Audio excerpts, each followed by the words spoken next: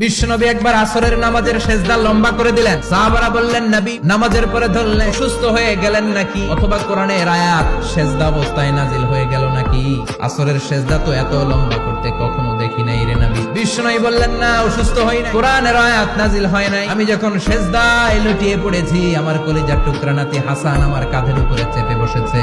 আমি যদি সেজদা থেকে মাথা উঠাই, হাসানের কষ্ট হয়ে যাবে, তাই আসরের একটা সেজদা আমি ইচ্ছা করেই লম্বা করে দিয়েছি। কি নবী ছিল, কি মায়া ছিল নাতিদের সাথে।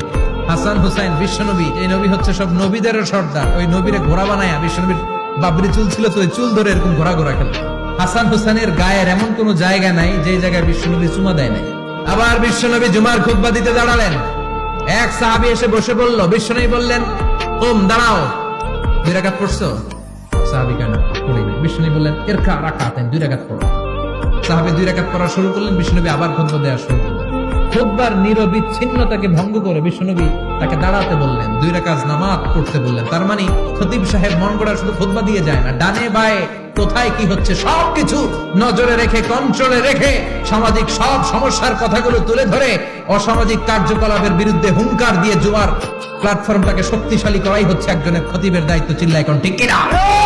আবার বিশ্বনবী দাঁড়িয়ে খুতবা দিচ্ছেন। এক সাহাবী এসে বলেন, নবী মদিনার মধ্যে পানি নাই, অনাবৃষ্টি, দুর্ভিক্ষ, আপনি একটু দোয়া করেন যাতে বৃষ্টি হয়। কিসের দোয়া?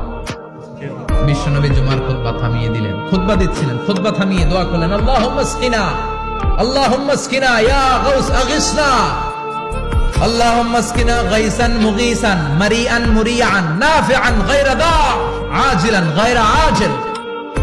আল্লাহ আপনি আমাদের সাহায্য করেন, আপনি রহমত করেন, বরকত দেন, আপনি মদিনার বুকে বৃষ্টি দেন, তাড়াতাড়ি দেন, দেরি করেন না। সুবহানাল্লাহ। বিশ্বনবী দোয়া করতে দেরি, মুহূর্তের মধ্যে ঝুমঝুম করে বৃষ্টি নাজিল হয়ে মদিনাটা প্লাবিত হয়ে গেল। আকাশে মেঘ দেয় কে? বৃষ্টি দেয় কে? বিশ্বনবীর দোয়ার বরকতে বৃষ্টি নামলো। শুক্রবার বৃষ্টি, শনিবার বৃষ্টি, রবি সোম মঙ্গল বুধ বৃহস্পতি শুক্র, এর পরের শুক্রবার পর্যন্ত টানা বৃষ্টি হলো। কারণ দোয়ার বৃষ্টির দোয়া করছে, বৃষ্টি বন্ধ আর দত করে নাই, চলতেছে।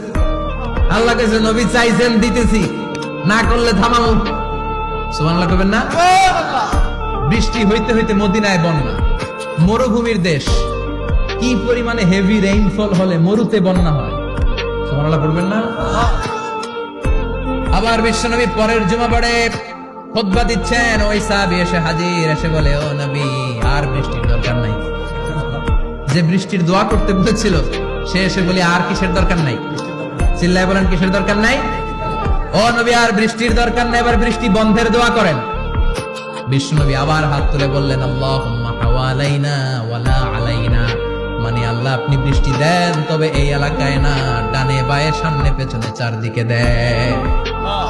সাহাবীরা মসজিদ থেকে বের হয়ে দেখে মদিনার চারদিকে এরকম গোল একটা চাকতি, এই চাকতি দিয়ে নীল আকাশ দেখা যায়, আর ডানে বায়ে সামনে পেছনে প্রচন্ড ঝড় ঝন্ডার বৃষ্টি। মদিনার আকাশে এক ফোঁটাও বৃষ্টি নেই। চিল্লায় কোন সুবহানাল্লাহ।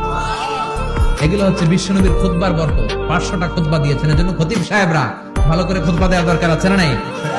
আল্লাহ বললেন, ইযা নুদিয়া লিস-সালাতি মিন ইয়াউমিল জুমআতি ফাসআউ ইলা যিকিরিল্লাহি ওয়া যারুল বাই। জুমার আযান যখন হয়ে যায়, জুমার নামাজ পড়তে যাও, বেচা কেনা বন্ধ করে দাও। কার কথা? আল্লাহর। Close the shop, shut down the shop, close the market. Market বন্ধ, দোকানের শাটার নামাও, ক্যাশ বক্সে তালা ঝুলাও, ব্যবসা প্রতিষ্ঠান, মার্কেট সবগুলো বন্ধ করে একজনের জিকিরের দিকে ছোটবা। তিনি কে?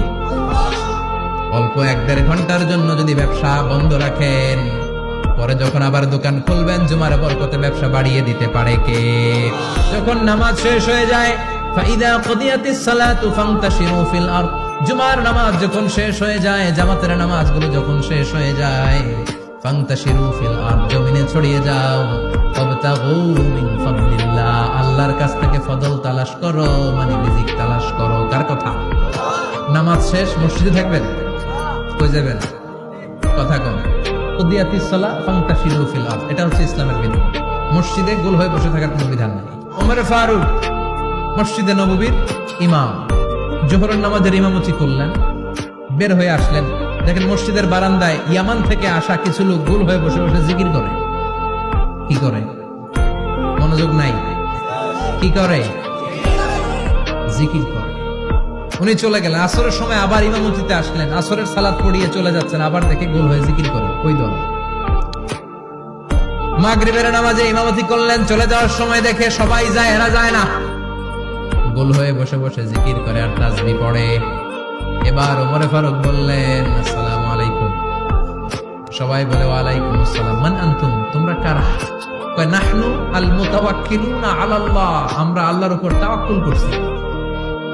তো তাওয়াক্কুল করে যে বসে আছো, তোমাদের ফ্যামিলি নাই, ছেলে মেয়ে নাই, দায় দায়িত্ব নাই, সমাজকে উপহার দেওয়ার মতো কিছু নাই, আর তোমরা যে বসে আছো 3টা বেলা, খাইলা কোত্থেকে? না, রোজা দাও। ইয়ামানি লোকগুলো বলে, না রোজা রাখি নাই, খাইছি। ওমর বলল, বড় আল্লাহর ওলি খানা করতে আইছে। আমাদের জিকির আর বুজুর্গি দেখে আশেপাশের লোকজন খানা দিয়া গেছে। ওমরে ফারুক বলে, তাইলে তো তোমরা মিথ্যাবাদী, তোমরা মুতাওয়াক্কিলুনা আলাল্লাহ নও, তোমরা আল্লাহর উপর তাওয়াক্কুল করনি, তোমরা হচ্ছে আল মুতাওয়াক্কিলুনা বা'দুকুম বা'দা, একে অপরের উপর নির্ভরশীল। যারা খানা দিয়ে যায় এদের উপর তোমরা নির্ভরশীল।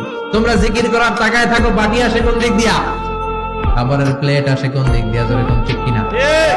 আল্লাহর উপর তাওয়াক্কুল এটা নয়। আনতুমুল মুতাওয়াক্কিলুন বা'দুকুম বা'দা।